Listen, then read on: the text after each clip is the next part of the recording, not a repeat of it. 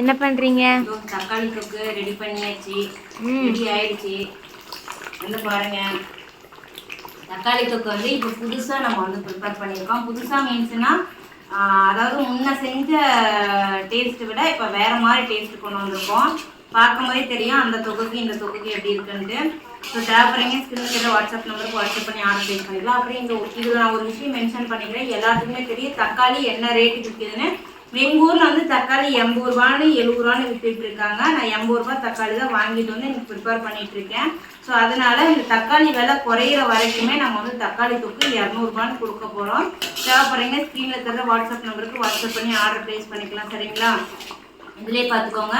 வாங்கின எல்லாத்துக்கும் தெரியும் முன்னாடி எப்படி இருந்துச்சு இப்போ எப்படி இருந்துச்சு அப்படின்ட்டு. ஸோ இனிமேல் இந்த மாதிரி தான் நம்ம ப்ரிப்பேர் பண்ணி தர போகிறோம். இது வந்து 1 மாதம் வரைக்கும் நம்ம வெளியில் வச்சு சாப்பிட்டுக்கலாம். முன்னாடி ஃப்ரிட்ஜில் வைக்க சொல்லியிருந்தோம், இப்போ வெளியில் வச்சு சாப்பிட்டுக்கலாம். தேவைப்படுறீங்க வாட்ஸ்அப் நம்பருக்கு வாட்ஸ்அப் பண்ணி ஆர்டர் ப்ளேஸ் பண்ணிக்கோங்க. பாய்.